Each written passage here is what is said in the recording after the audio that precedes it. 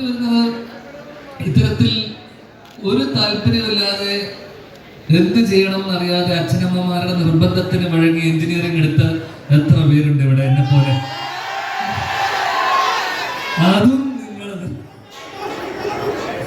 അതും ആൾക്കാരുണ്ടല്ലോ. മെറിറ്റിൽ വന്ന എത്ര പേരുണ്ട് ഇവിടെ? ആരുമില്ലേ? മെറിറ്റ് ഇല്ലേ? നിങ്ങൾ മെറിറ്റില്ല ഇല്ല. എന്താ എട്ട് മണിക്ക് അബ്ദി വന്നേ?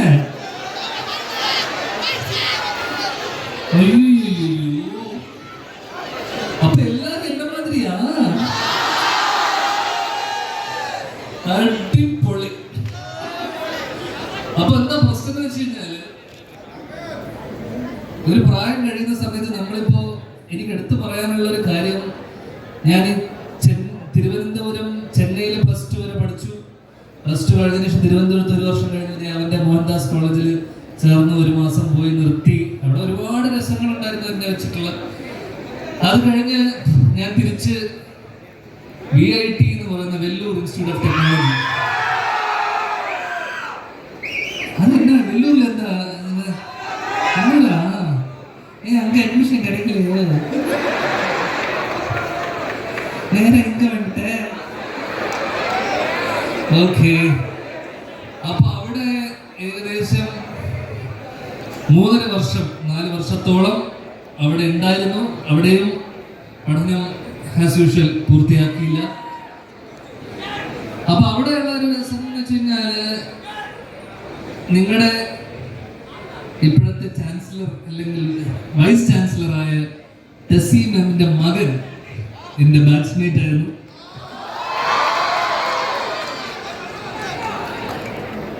അപ്പൊ ഞാൻ പറഞ്ഞ അവിടെ നിന്ന് തുടങ്ങാം. കാരണം എന്ന് വെച്ച് കഴിഞ്ഞാൽ,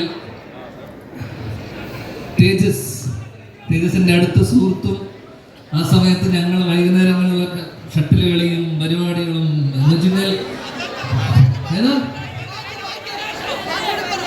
വേറെ കളിയൊന്നുമില്ല. ഇല്ല, അവൻ മദ്യപിക്കില്ല. നല്ല കുട്ടിയാണോ? ജോലി കഴിക്കുന്ന കുട്ടിയാ. എന്നെ പോലൊന്നുമില്ല. അതാ ഞാൻ പറഞ്ഞു വരുന്നേ. കഥ കേക്ക്. അപ്പൊ നമ്മളെപ്പോഴും നമ്മളെ ഒരു പ്രായത്തില്, ഇപ്പൊ നിന്റെ കൂടെ നിൽക്കുന്ന അവനൊക്കെ ഇല്ലേ, ബാക്കിൽ നിന്ന് നിന്റെ കൂടെ പോകുന്നവനൊക്കെ എല്ലാരും പോവും. കാരണം ഇതുപോലെ എന്റെ കളിക്കൂട്ടുകാരനായിരുന്ന തേജസ്, ഞാൻ 3 വർഷം തേജസിനെ ഓൾമോസ്റ്റ് എല്ലാ ദിവസവും ഞങ്ങൾ കാണാറുണ്ട്, സംസാരിക്കാറുണ്ട്. ഞങ്ങൾ ഒരുമിച്ച് ഷട്ടിൽ കളിക്കാറുണ്ട്, ഞങ്ങൾ സംസാരിക്കാറുണ്ട്. ഞങ്ങൾ ബാക്കി പരിപാടികൾക്കൊന്നും വരാറില്ല. എന്നാൽ പോലും കൃത്യസമയമാകുമ്പോൾ ഒരു 3-3.5 വർഷമാകുമ്പോൾ നമ്മുടെ കൂടെ കിടന്ന് അലമ്പിയിരുന്ന ആൾക്കാരൊക്കെ ഇല്ലേ, ഒറ്റ ഒരടിക്കൊക്കെ കാണാതാവും. അതിപ്പോ ഉള്ള ഫസ്റ്റ് ഇയർകാർക്കും സെക്കൻഡ് ഇയർകാർക്കും മനസ്സിലാവില്ല. എനിക്ക് തോന്നുന്നു 3rd ഇയർ 4th ഇയർ എത്തുന്ന ആൾക്കാരൊക്കെ മനസ്സിലാവും. അതിന്റെ പേരാണ് ചതി.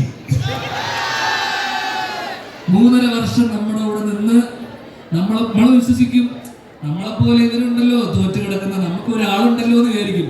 പക്ഷെ ഇവര് നമ്മളെ ചതിക്കും. സത്യല്ലേ? സത്യം. അങ്ങനെ ഒരു ചതിയാണ് അൺഫോർച്ചുനേറ്റ്ലി. കാരണം എല്ലാത്തിനും അവരെന്റെ കൂടെ ഉണ്ടായിരുന്നു ഒരു കാലം വരെ. പിന്നെ അവരെ കാണാനായി. ഇന്ന് വന്നപ്പോഴാണ് അവനൊരു വലിയ ജോലിയിൽ KPMG എന്ന് പറഞ്ഞൊരു ജോലിയിൽ വർക്ക് ചെയ്യുന്നത്. എന്തായാലും ഇപ്പൊ എന്റെ റിവെഞ്ചിന്റെ ഒരു അർത്ഥം മനസ്സിലായല്ലോ.